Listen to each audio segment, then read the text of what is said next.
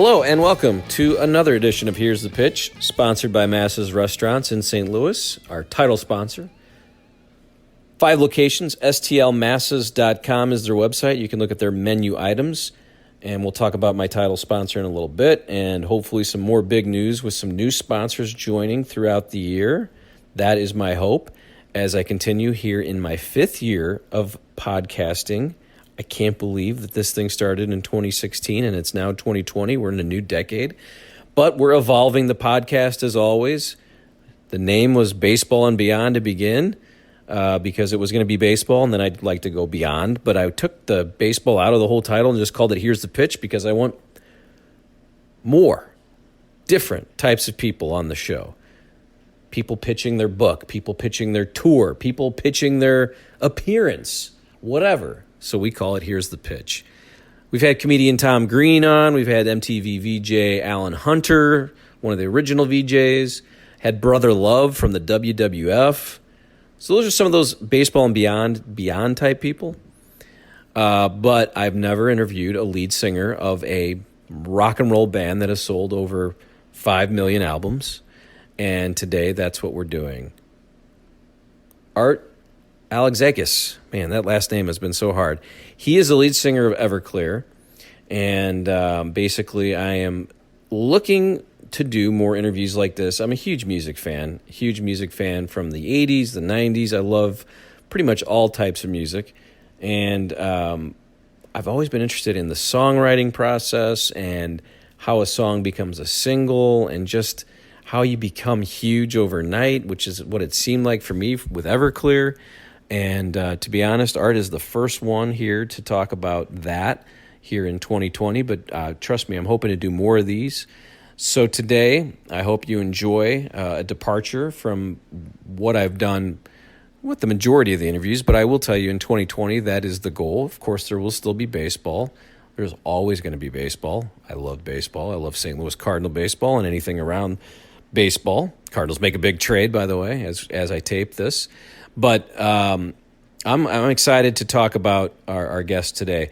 So Everclear is a band that came onto the scene around 1995. You'll hear in the interview we talk a little bit about how the big breaks happen for the band, which I'm always, how does a band break? Like, how does it happen? And I'm always curious with that story. Everclear had hits called like Santa Monica, and we can live beside the ocean. You know that song. I'm not going to sing. I would sing, but I'm not going to sing here. Father of mine. They do that song too. I will buy you a new life. All these songs from my college days and then after college, and it's just amazing that I got a chance to talk to him. So now I welcome Art to the phone here. Hello, Art. How are you? Good, Brad. How you doing? I'm excellent. I am stoked to talk to you. I got to be honest. Huge fan of the stuff in the 90s, and then I noticed that you got some new stuff coming out. You're going to do a solo album and a tour, so I think that's where we'll start right now. You're about to go on stage tonight, right? This is the first night of a solo tour for you. Tell me a little bit about any jitters. Tell me all about it. Okay, well, I do have a little bit of jitters because it's different than going on stage with Everclear, but I've been doing solo tours since the beginning. And it's different now because I am, as you say, supporting a solo record. The solo record came out in October. It's called Sun Songs. And first single up, it's called Hot Water Test. And that video is just getting finished now, so it should be out and about in a couple of weeks. This is actually the last leg of my solo tour. I've been touring off and on this since October, or actually late September. And so I've got a few more shows left tonight and next 3 days after that, and then I go home and get ready for some Everclear, a lot of Everclear next year. Tell me a little bit about what you're going to do with Everclear next year then. Or, well, I guess this year. This is 2020. It's just starting. Yeah. I'm still saying next year because this is my first interviews of this year, so I still think it's like, December. this year is the 20th anniversary of our fourth record, Songs from American Movie Volume 1, which had Wonderful on the AM radio and a bunch of other songs on it. And so we'll be doing the 20th anniversary like we did for So Much for the Afterglow and for Sparkle and Fade. We'll be doing the whole album in its completeness, and a bunch of other songs, a bunch of fan favorites as well, and hits, all the other hits and stuff. But that we're taking that tour to Australia, the UK, the United States, in 2 different tours with different bands. So we'll do about a month in May, June, and then a month in September, October. So, and then a bunch of one-offs like, flyaway dates throughout the year like we always do. So we got a real busy year coming up. That's cool. So you guys were doing some stuff kind of every other year during the summer with other 90s bands. Would that be part of this, or is this more Everclear and then, a couple opening bands?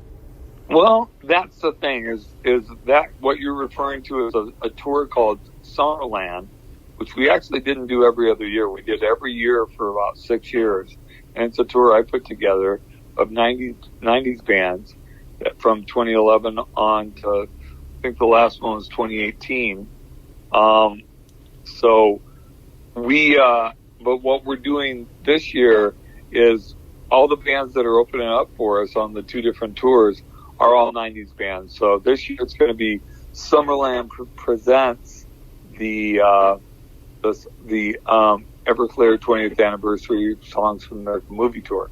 So it's a little bit of both, but it's all 90s bands that had hits back in the 90s. I can't announce the bands right now, but we will in the next few weeks when we got dates solidified. We'll look for it at everclearmusic.com, and hopefully you stop in St. Louis. I'm located in St. Louis, and we love you here. I appreciate that. I love St. Louis. I noticed that it was a 314 number, so I was hoping that's where it was. So you know the 314 area code. That's pretty solid. I know more area codes than you can shake a stick at. Is that a talent, or is that just from all the years of working and touring? Just all the years of working and touring. Yeah, so actually a buddy of mine told me to remind you of a stop here in St. Louis in the heydays of the 90s. Did you remember a proposal happening on stage? Are you letting a guy propose on stage in St. Louis? Yeah. It was one of the few times I did that, and it ended in disaster. It always does. What was it? I won't let people do that on stage because the girl always says yes, and then you find out that one of them's been like sleeping with the other one's brother or sister, and it never. No one has ever got engaged on my stage and gotten married. And finally, I'm just like, nope. Really? You're gonna say no? Yes, I'm gonna say no. I don't want that bad juju anymore, man. Go send your sins somewhere else. It's I don't want no part of it. The Everclear marriage curse, I guess, is what they'd call it. Yeah, I guess so. So I'm just always when I get a chance to kind of look, at the success of bands. I mean, you guys hit at the perfect time, mid '90s. Alternative radio was becoming a big thing. I know MTV had a show called 120 Minutes, but I'm just curious. Like early on, I mean, you kind of got into it late because your youth was kind of rough. So tell me a little bit about that. Just that. Starting your band and then trying to get it to Capitol Records. I think, I read that you went ahead and hired someone to kind of to promote your band, and then you get to Capitol Records. I'm always curious, that jump from we're in our garage, we're trying to sell these things out of our trunk, and now Capitol Records has us, and now we're Santa Monica's on MTV every day. All right, for the record, I never tried to get on Capitol Records. They came after me. I moved to Portland. I had a record label in San Francisco and met a girl on tour from Portland. She came to live with me. She got pregnant. We're going to have the baby. We decided to have the baby. And, even though my band was in San Francisco, it made more sense to move to Portland. Two of my sisters lived there. Her family lived there. So we had a network there, right? So we put the baby first, and I moved up there, and after having the baby, I started a band about the same time called Everclear with different players, and the guys weren't very good, and I wasn't really sure what it sounded like, and it just so happens I met a guy. I was digging a ditch for somebody to make extra money on a Saturday because we were poor, and I had a baby at home, and I saw these guys in the yard next to me going into the basement, these hipster-looking guys. I'm like, oh, man, that's a drug deal. And then I see this guy. He looks at me. He comes out of there and goes, hey, man, I know you. You're in that Everclear band, right, that plays at the Belmont Tavern? I'm like, yeah. And he goes, want to see my studio? And so I go over and look at his studio, the basement studio. It's a 4-track, or it's actually a 1/4-inch 8-track Tascam. But he's got mics and padding and everything. And he's like, yeah, it's like $10 an hour. And I go, would you take some stuff in trade? And he said, yeah. So he gave me $400 worth of credit for a couple of effects. And we recorded our first album, World of Noise, for that. And, I put it out around town, and, we got accepted to South by Southwest, and people just freaked out on the record, and we started getting a lot of gigs in Portland. And then I had a record label there, but they couldn't afford to promote it. So I hired, out of my own money, it was $700, between me and my manager. And we hired these people to work us to college radio, and we got to number 3 on the college radio charts. And that's when the labels started coming looking for us. So maybe that's what you were talking about. Yeah, I guess so. But then Capitol how does Capitol? You said they found you. I mean, how does that? Brother, they didn't find me. I had 27 labels. I was in a bidding war, and I basically went to them and said, "This is what I want. This is what I need. I got to have this. I got to have this. I'll do this, but I got to have this." And then the last thing I said to all the labels, oh yeah, by the way, I need total control. I have last word on everything, and I get to produce my own records. And like about, of the 27 or 28 labels, most of them disappeared except for about 5 of them, Capitol being one of them. And they're like, okay, what else you got? And I'm like, okay. And I liked going with Capitol because they didn't have a whole lot of bands at that time. They had the Beastie Boys, and a couple other acts that had made some radio impact, but I felt like they'd be able to give us a lot of attention. So I picked them out of the last 4 or 5 labels. I mean, is that a pretty quick ascent though? It's just for you personally. I know you're working through, but like this was sort of a new band, right? And then right away, am I getting that timeline correct? And is that kind of No, dude, it was 2 years of gigging, and constantly and touring. And you got to remember, this was like I was 32 years old when we got signed, so I'd been in bands since I was 16. So I don't know about the quick ascent part of it. But it was a new band. This was your new band. I mean, you're trying, but now but this was a different thing. But we've still been together for about 2 years, But we got signed in 94. And we started in April of 92. So it was two years. For those guys, yeah, it was a quick ascent. I think for the other guys in the band, I think it was pretty quick for them. For me, it wasn't, because I had been working. Every band got bigger and bigger. Every band got more attention. Every band, I had already done major label demo deals with major labels 3 or 4 times over the previous 2 or 3 years. So I was building up to this. But like I said, this was my last shot. If I didn't get this, I was going to end up probably moving to LA and getting a job at a record label, and, with the hopes of someday running a record label. That was my fallback plan. Man, but 32 is definitely a little later to break, right? For an alternative band. Obviously. Oh, I didn't even break. That's when we got signed. We didn't break till I was 33. Capitol wanted me to lie about my age. They wanted me to tell people that I was 24 or 25. And I'm like, nah, I'm not going to do that. But you pulled it off. You looked 19. Then. Well, not anymore. But back in the day, I'm a late bloomer. My kids are late bloomers too, and things don't really come together for me.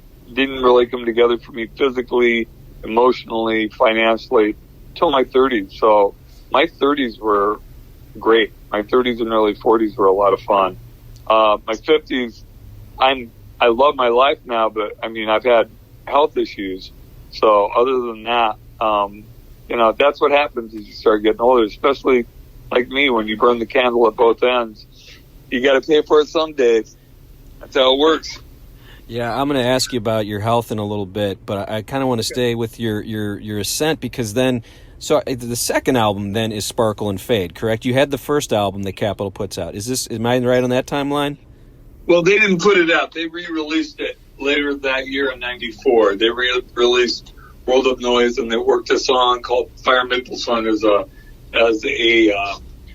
single, and about 3 or 4 stations, and one of them in Portland picked up on it. But it was setting up for Sparkle and Fade, which is our first major label record, but technically, you're right, our second album. So Heart Spark $sign is kind of the first release, I believe, or Heroin Girl, one of the two, right? And then, but then Santa Monica is not even really considered a single. I'm just curious, who? Yeah, I don't know where you're getting all this information. Santa Monica was always considered the single. Okay. I got signed. The thing that was different, I think, that you might be talking about, is that a lot of bands were signed for their hit single. That's all they had. And when we got signed to Capitol, I hadn't even written Santa Monica yet. I had Heart Spark $sign and Heroin Girl, but I hadn't written Santa Monica or You Make Me Feel Like a Whore, or Summerland, or any of those songs. So I wrote those songs after we got signed, and I got some advance money, and we moved out of the hovel we were living in and got a decent little house with a basement that I could rehearse in after we got signed. So I would write songs at night in my living room or out on the porch. It was summertime, so it was nice outside, and I didn't want to keep my 2-year-old, my baby, awake, so I'd be out on the porch writing songs. And then the boys in the band would come over during the day, and we would rehearse and work the songs out in the basement. And Santa Monica was just one of those songs. But from the first time my A&R guy heard it, he was like, that's the song. That's the song. But when they put out Sparkle and Fade, they wanted a more aggressive song, and I did too. So Heroin Girl was the first song that came out, and we only got about 15 stations to play it across the country, and that's when the panel for alternative was about 134 stations. But we got 15 to play it because they were afraid of the word heroin. But the 15 stations that played it, it was top 5. It was a huge request, and it was a really popular song. But they didn't really work it that hard. And then later that summer, that came out in May of, Sparkle and Fade came out in May of 1995. And then in the fall, we released as our second single, Santa Monica. And they gave me a budget to make a video that was a pretty decent budget. It wasn't big, but it was a lot bigger than the one that they gave me for Heroin Girl. And we made that video in the summertime, and then it got played on 120 Minutes, like you said, in Alternative Nation and MTV, and then it went into Buzz Band around Christmas time, and that's when it just exploded. Yeah, so you mentioned the A&R guy. I mean, you write an album, and you don't write to make singles, right? I mean, you have ideas in your head, but when your A&R guy goes, "Oh my goodness, that's a single," how does it not become that's the first single? Like, this is the song we're going to launch with you guys. You mentioned that you wanted a harder song to start with. There was sort of an idea of how to launch you guys out into the mainstream, I guess, was, hey, here's a hard song, but we think this band is going to sound like Santa Monica a lot. Well, I mean, that's the thing, is we sound like, when you listen back to Sparkle and Fade, I think that it sounds more monochromatic than it did at the time. In other words, I think a lot of the songs sound pretty similar, and they don't sound that different from each other.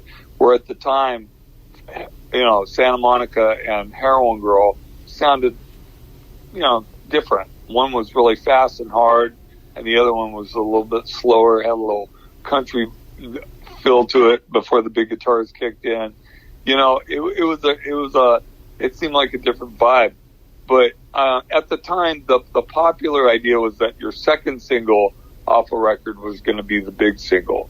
That's kind of the way they looked at it. I know it doesn't make a lot of sense, especially when you look at Nirvana and Teen Spirit. That was the first single. They weren't screwing around. Well, but that's the thing. They, meaning Geffen, Gary Gersh, who was their A&R guy, who was the president of Capitol when we got signed there at Capitol, he didn't think that was the hit. He thought Come As You Are was the big hit. He thought that was going to be the big hit off the record, and that Teen Spirit was the opening, here we are, this check them out. This is their street cred song. It's really aggressive. And of course that single just changed popular music as we know it at that time. It just killed everything else that was going on radio, and other bands like Pearl Jam that had their record had been out for a year. They couldn't get arrested, and all of a sudden they were dubbed a grunge band, and they started selling millions of records. And it's like Nirvana. Make no bones about it, and don't listen to anyone who tells you otherwise. Nirvana opened the door for all those bands. They opened the door for Green Day. They opened the door for us, for Soundgarden. Soundgarden had been around, but until that album, until Nevermind, no one was paying really attention to it except hardcore fans and more cult magazine, fanzine type stuff. The mainstream wasn't paying attention until Nirvana. And so exactly, and that's you're up in that area. Are you up in that area at that time when they take off? Or you're a Portland guy, but they're Seattle. I mean, is that? No, I was living in San Francisco with my girlfriend from Portland, and then later that year, after we found out she was pregnant, that's when we moved up to Christmas in '91. Nevermind came out, I think, in August of '91, and we moved up there. I had gotten Bleach in '90 from a different girlfriend, and so I was already a fan of Nirvana, and I'd been hearing about this new album. And then that came out in September, and we were touring, Colorfinger was touring across the country. And then when I came home, me and my girlfriend at the time, who became my second wife, Jenny, mother of my eldest daughter, Anna, we moved to Portland in December. And Colorfinger, I tried to do the long distance thing with my band in San Francisco. That didn't really work out because I didn't have the money to go back and forth. So in April, I put an ad out in a local newspaper called The Rocket, a local Northwest paper, and that's how I found people to start Everclear.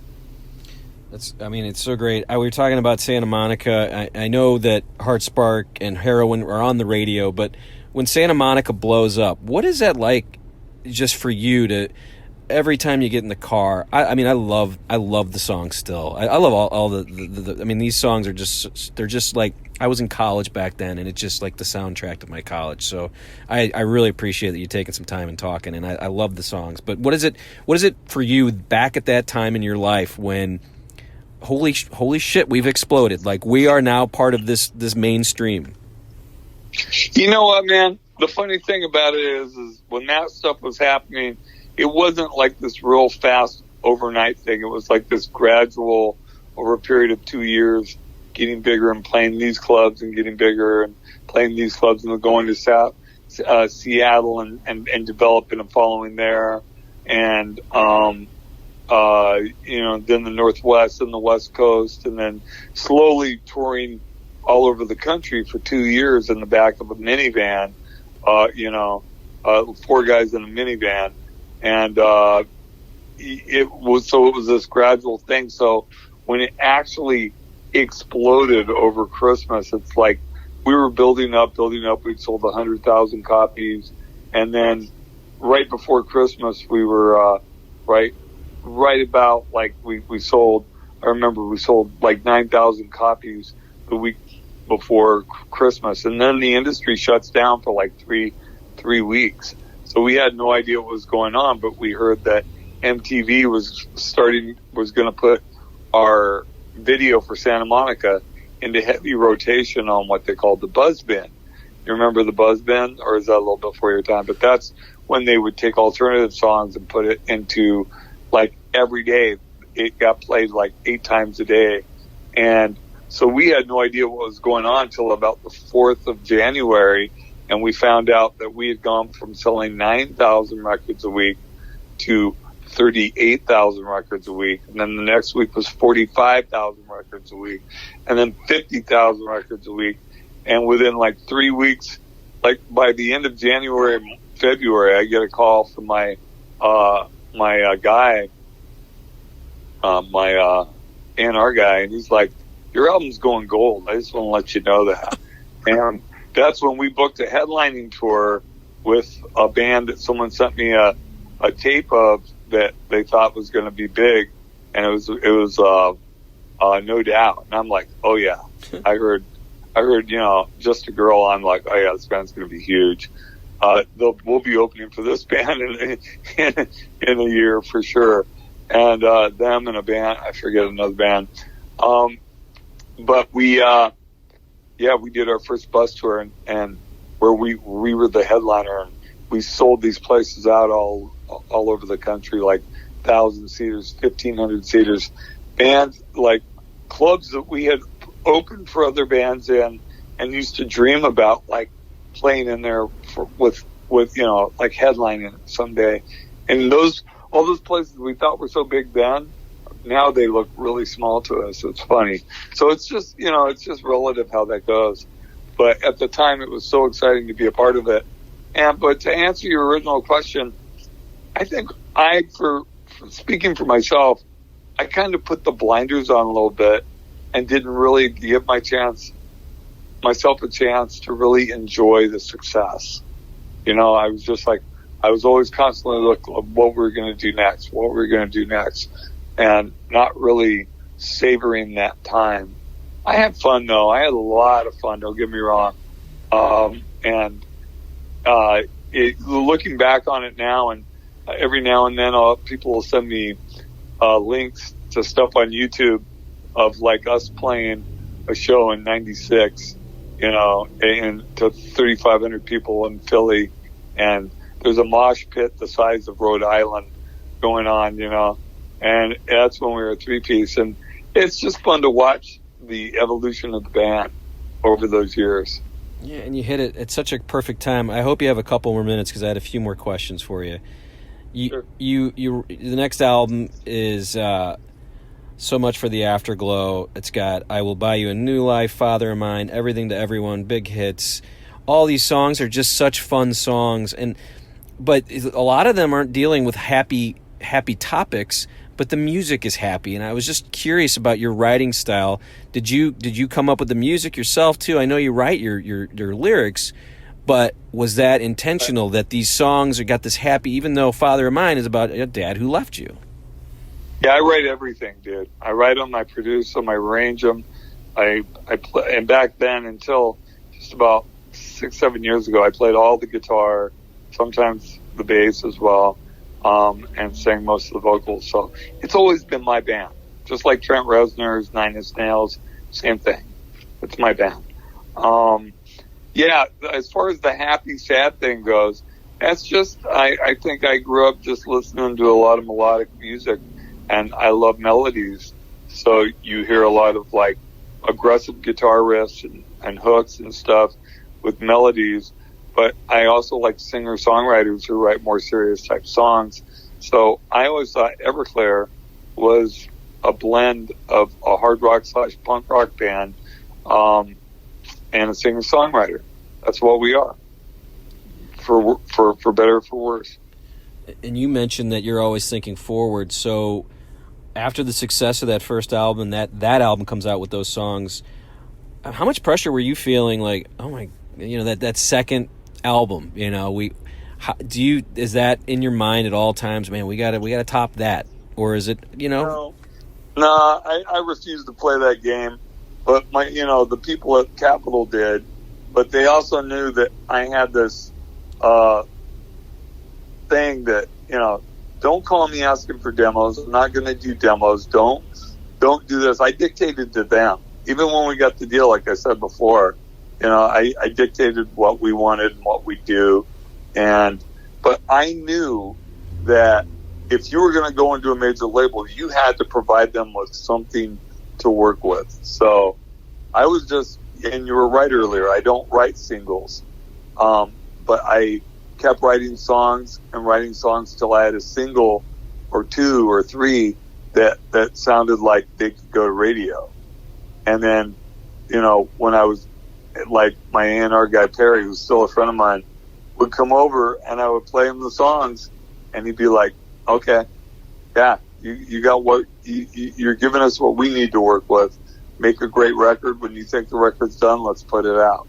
And so I was blessed to have that, because that's what I wanted, and that's why I signed with that guy, because he got it.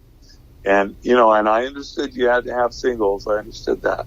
So when we started making the record, So Much for the Afterglow, in the fall of '96, it was called, the working title was called Pure White Evil. And I recorded a bunch of songs for it, and we mixed it, and it just, I remember playing it for Perry, and he listened to it all the way through, and he's like, well, it's a good record, Arthur. Calls me Arthur in his English accent. It's a good record, but it's not a great record, and it's not going to do what you want it to do for your career. You can do better. You have a better record in you. I know this. And it really kind of broke my heart. I knew it. He was telling me what I already knew. I was hoping he was going to tell me, no, this is great. But I knew it wasn't great. And I spent the next 2 weeks in New York by myself, just walking around, got a notebook, just writing stuff down. And I wrote about 3 or 4 new songs, and I wrote copious notes of what I wanted to do with songs we'd already recorded. And I had this idea, and I had written a song called So Much for the Afterglow. So I got on a phone call with my management, with my the guys in the band, with my A&R guy, and I'm like, okay, so we're going to get rid of these 3 songs. I got these new songs. We're going to go in a studio when I get back to Portland and go into the studio in LA and work on these songs. And we're going to do this to this to this and this. We're going to call it So Much for the Afterglow. And I want to get Andy Wallace, who mixed Nevermind, to mix this record. And he agreed to do it. And we came back and worked about 3.5 months straight and finished the record in late June of 2007, did the photo shoot for it. And then the record came out in October. And the first single up it, Everything to Everyone, was our first number 1 song. Santa Monica never got to number 1. It got to like number 3, but it stayed in the top 5 forever at alternative radio, rock radio, and even pop radio, but it never got to number 1. And Everything to Everyone was our first number 1 song. Was that supposed to sound like Pac-Man at the beginning, or is that just my head in the back? That's just your head, dude. Okay. I like droney stuff, and that album, that song had kind of a bass and drum and bass kind of feel to it. And when I wrote that song, and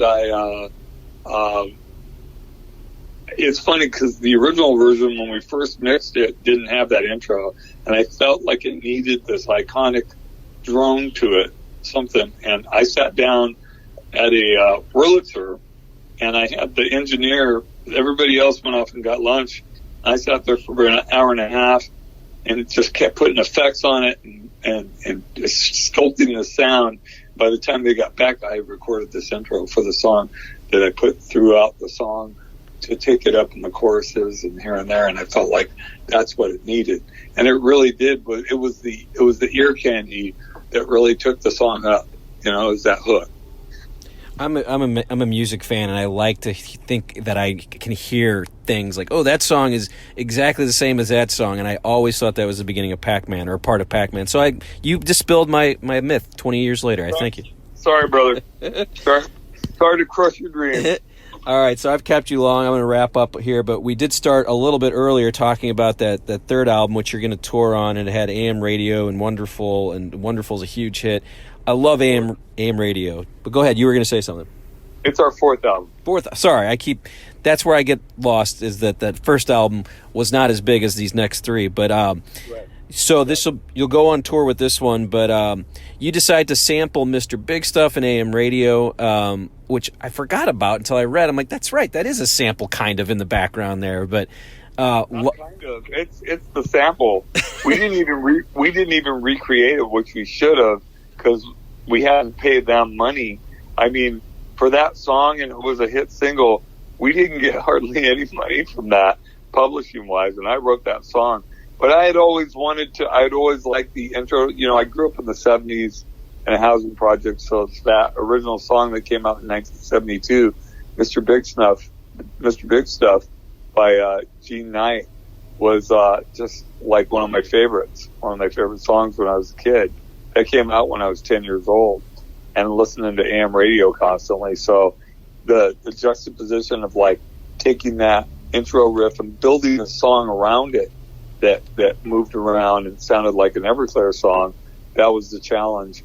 And with the advent of the technology that was with Pro Tools that was going on in the early and mid 90s, that's when, I could play around with something like that. And I had a friend who was doing it, and I bought him a rig, and we just started working on stuff to try to do stuff outside the box. We have a station in St. Louis that still plays 50s and 60s on AM radio, and I will go to it because that's the way I want to hear those songs sometimes. I want to hear how my dad and my mom heard them. So that when you put that song out, it's great because it starts with that AM static. It's just a great song.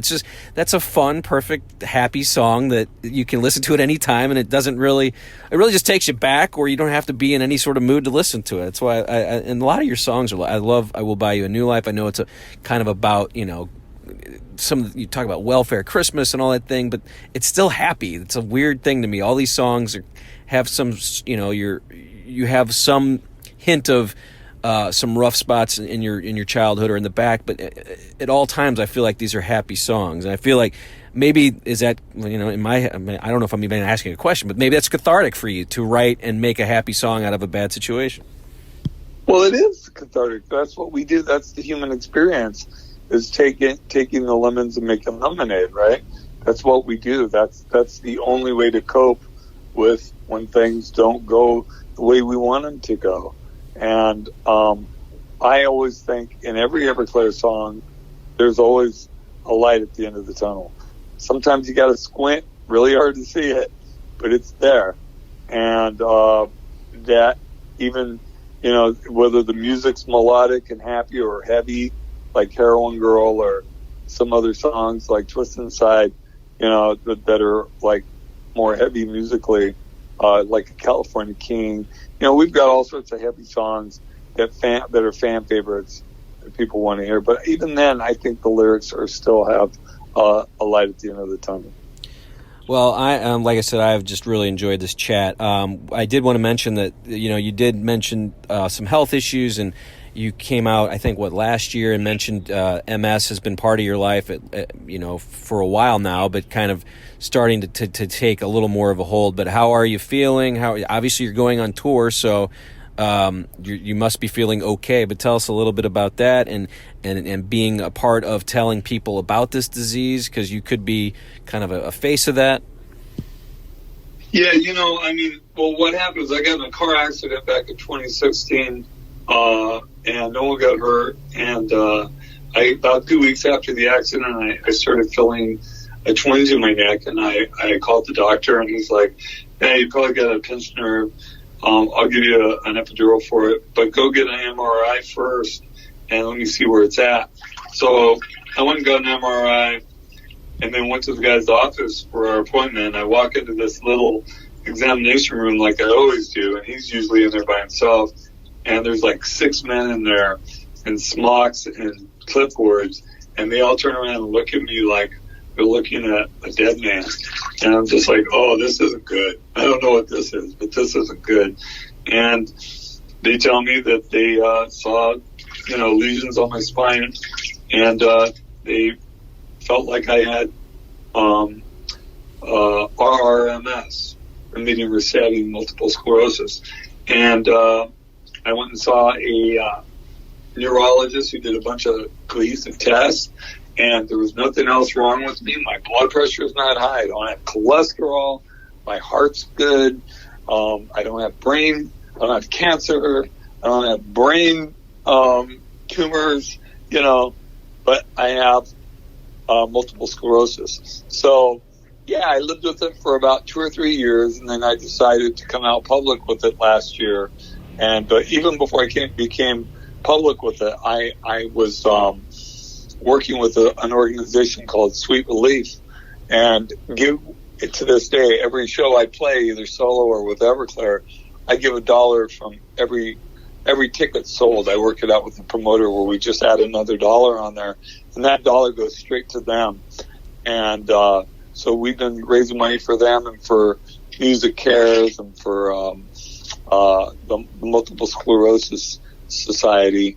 And I've had people want me to become more of a spokesperson for that.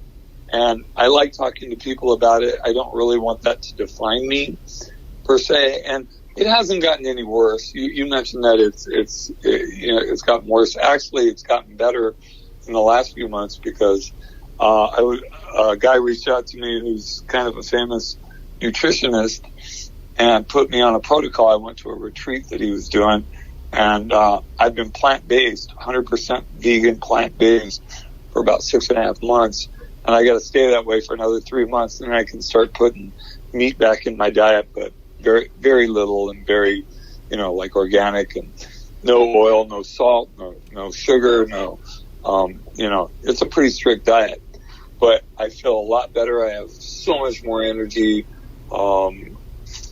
Everything's better, but it's still there. I can tell my balance isn't good. My body's weaker than it has been, but I'm 57 at the same time. So I had been feeling this for a while. When I got diagnosed, they thought I had it for at least 20 years already. And I got diagnosed in 2016. So you go back 20 years, that's 96. So ever since Santa Monica's been around on the radio, I had it. Or maybe even before that, they're not sure, but they're convinced because what the lesions look like, they've been around for a while. It just hadn't hit me that hard. And as I was younger and stronger, and as I got older, it sort of affected me more. But you can still scream Santa Monica's the end part there, right? Every day. Oh, perfect. I really appreciate this conversation. I know you had kind of obviously a rough upbringing. You had some losses in your life, and then you guys hit it big, and then the MS scare for you. But it just sounds like you're really enjoying life, and you're 57 and you're out there rocking. It just sounds like you've mastered life outside of having to eat vegan. You got to be. You got to be crazy. I mean, I haven't mastered life, but I am. I'll tell you one thing that this has given me, Brad, is that I am very grateful for what I have and not remorseful of what I don't have. And it's really helped me focus on that. And that is something I try to impart to people. It's like, be grateful for what you have. I'm 57 years old. I play in a rock band. I've got a great wife. I've got great kids. I've got friends. I've got a great house. It's not huge. I'm not rich, but I make a good living from being able to play rock and roll. I am living the American dream. It used to be the American dream is every kid wanted to be president. Now kids want to be rock stars. I wanted to be a rock and roller. I never even wanted to be a rock star. I just wanted to make a living from playing guitar in a rock and roll band. And that's what I do. So talk about dreams coming true. And I'm still doing it. And I'm still making music on my own volition and by my own rules. I don't play anyone's game. No one's my boss. I mean, I'm living the dream. All right, I've got MS. I have a hard time walking through airports. It's not easy. The thing about the MS, it makes everything a little bit harder. Just like when you get older, it makes things harder. This makes it a little bit more harder. But I changed my diet. I changed my exercise. I do everything I'm supposed to. I'm building a pool in my backyard so I can swim, because that's one exercise I can do because I don't get overheated, So, yeah, it's a part of my life, like anything, good or bad. But even the bad things sometimes can give you blessings. It's taught me a lot about being grateful and being appreciative and really, really enjoying the life that I have as long as I can. Yeah. Well, again, I said this earlier. I just hope you know how many people, and I'm just a huge fan. I love these songs, and like I said, soundtrack to my college years. So I really appreciate this chat. I hope you make it to St. Louis. I hope you get to eat some more meat soon, because I can't imagine not eating meat. I'd be hungry. It's rough, dude. It's rough. No barbecue, no steak, no hamburgers. It's rough. Everclearmusic.com is your website. Is there anything you wanted to add that I may have missed to promote anything? We got the tour coming up. Everyone can look for you guys. Hopefully, like I said, you'll make a stop in St. Louis. But is there anything I missed that you want to bring up? Yeah, just check out my solo record that just came out a couple months ago. It's really cool. If you like Everclear, you're going to like this record. It's called Sun Songs, Art Alexakis. It's on the N/BMG record label, so it's distributed by a major label, so it's everywhere. You can stream it. You can buy it online, iTunes. Come to the shows. You can buy vinyl from me or buy it online and CDs, and I think it's a really cool record. Yeah, so what? Let me ask, if you don't mind me asking, what made you want to do a solo album after all these years? You said Everclear's kind of all you, so what makes you decide this is the time to do an Art Alexakis solo album? Well, because I was writing songs, but I didn't want to do a big rock record. I wanted to do something different, and doing the record by myself with just one guy, an engineer / co-producer, sounded like fun because I'd never done anything like that before. That's my whole MO these days. I don't want to do it if it doesn't sound fun. I don't care how much money it pays. I got a little money in the bank. I got bills paid. If it isn't fun or doesn't sound like a good experience, I won't do it. There's a promoter actually in your neck of the woods down there that is just a nightmare to deal with, and I just won't accept shows from him anymore. I've told my agent, don't take any offers from that guy, because I'll say no to it, because it's not fun. I'll go out, I'll work with anybody. But people who are always trying to scam you, I don't want to be around that kind of person. I have the ability to say no to it. And I think that's a blessing in its own right, for sure. Really was fun having a chance to talk it over with Art Alexakis from Everclear, the lead singer, and hopefully they do show up in St. Louis. But hopefully you enjoyed that. Again, I'm a huge music fan, huge baseball fan. And here in 2020, the podcast will feature all kinds of different people, comedians, as I've done a few of those in the past, but I'm going to kind of ratchet that up.